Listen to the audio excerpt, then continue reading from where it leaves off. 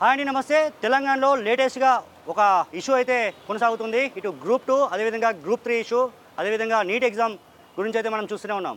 BRS ప్రభుత్వం అధికారంలో ఉన్నప్పుడు నిరుద్యోగుల పట్ల, ఉద్యోగుల పట్ల చాలా అగ్రెసివ్గా ఫైట్ చేసిన ఎన్ఎస్ఐ అధ్యక్షుడు, ప్రస్తుత ఎమ్మెల్సీ మనతో ఉన్నారు, పల్మూరు వెంకట్ గారు. వారికి వెల్కమ్ చెప్దాం. అసలు ఫస్ట్ అయితే నమస్తే అండి వెంకట్ గారు.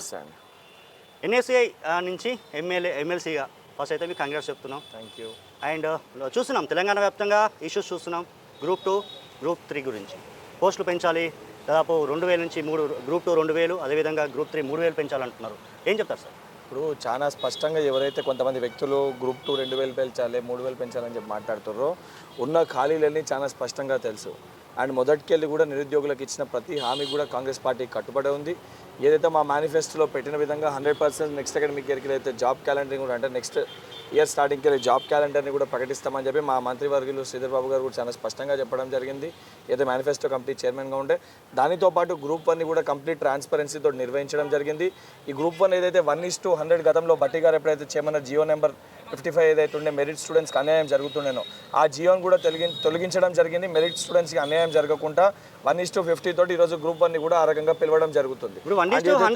అదే చెప్తున్నా, దానికి సంబంధించి ఏదైతే గతంలో జనం ఉండే అంటే మెరిట్ స్టూడెంట్స్కి అన్యాయం జరిగేది, ఆ జియో కూడా తొలగించడం జరిగింది.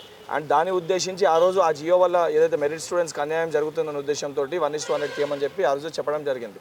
అండ్ దానితో పాటు 1:50 ఇతర ఏ రాష్ట్రాల్లో కూడా 1:50 కూడా కేవలం ఆంధ్రప్రదేశ్ ఒక చోట 1:50, మిగతా కేరళ కానీ ఇతర రాష్ట్రాలు తీసుకుంటే 1:12, 1:18. దానితో పాటు అయినా కూడా 1:100 తీసుకోవాలంటే దానిపైన కూడా ఆల్రెడీ ముఖ్యమంత్రి గారు సంబంధించిన టీఎస్పీఎస్సీ చైర్మన్ గారు కూడా చెప్పడం జరిగింది. అది చేయనికి ప్రొవిజన్స్ ఏ రకంగా ఉంటే ఆ రకంగా ఆలోచించాలని చెప్పి కూడా ఆ రకంగా కూడా సంబంధించిన మంత్రి శ్రీధర్ బాబు గారు కూడా మాట్లాడడం జరిగింది. అండ్ గ్రూప్ 2 గ్రూప్ 3 పోస్టుల పెంపు పైన కూడా చాలా స్పష్టంగా ఎన్ని పోస్టుల ఖాళీలను ఏ రకంగా పెంచగలుగుతాము, పెంచడంతో పాటు నెక్స్ట్ జాబ్ క్యాలెండర్లో ఏ రకంగా పోస్టులు పెట్టగలుగుతామని చాలా స్పష్టంగా ప్రభుత్వము ఒక సరైన ఆలోచనతో ఉంటే కొంతమంది వ్యక్తులు ఉద్దేశపూర్వకంగా మా నిరుద్యోగుల సోదరులని రెచ్చగొట్టి తప్పుదో పట్టించే ప్రయత్నం చేస్తారు. ఎందుకంటే చాలా స్పష్టంగా ప్రభుత్వం వారి మాట వినకపోయినా, ప్రభుత్వంలో మేము వారిని పట్టించుకోకపోయినా, ఏదైతే సంబంధించి నిజంగా ముఖ్యమంత్రి గారు వారి అంశాలపైన స్పందించకపోయినా, లేదా సంబంధించిన శాఖ మంత్రులు దానిపైన మాట్లాడకపోయినా, వాళ్ళకి ఎవరు అందుబాటులో లేకపోతే మీరు అన్నమాట వాస్తవం, నిజంగా ధర్నాలు చేయాల్సిన అవసరం ఉంటుంది, పోయి కొట్టాడాల్సిన అవసరం ఉంటుంది. కానీ ఎప్పటికప్పుడు వారి సమస్యలను స్పందిస్తూ సంపూర్ణ అవగాహనతోటి ఉన్న ప్రతి సమస్య పైన సంపూర్ణ అవగాహన మాకుంది. 100% ఏ నిరుద్యోగికి కూడా, ఏ యువకుని కూడా బాధ కాకుండా, నష్టం కాకుండా, ప్రతి ఒక్కరికి లాభం చేకూర్చే విధంగా ప్రభుత్వాలు నిర్ణయం తీసుకుంటుంది.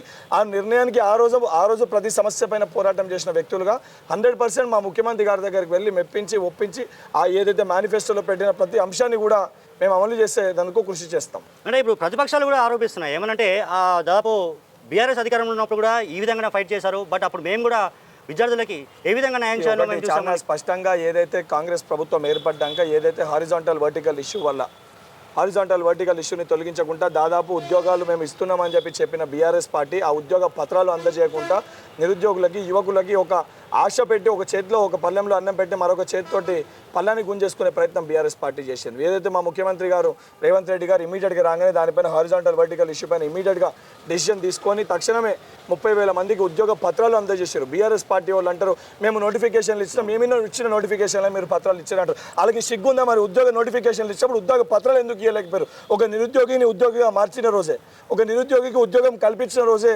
ఆ ఉద్యోగం ఇచ్చిన కింద పరిగణలోకి తీసుకోవాల్సి వస్తే తప్ప కేవలము నోటిఫికేషన్లు ఇచ్చి ఎగ్జామ్స్ కండక్ట్ చేసి కోర్టు కేసులో చిక్కుముళ్ళు ఉండి ఆ చిక్కుముళ్ళు తీయకుండా, ఉద్యోగాలు ఇవ్వకుండా మేము ఉద్యోగాలు ఇచ్చామని సంఘాలు కుదుకుంటే అది సరికాదు.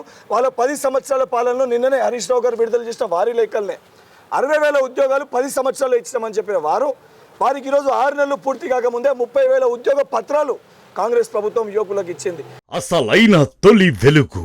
ఫాలో వాట్సాప్ @తొలి వెలుగు official.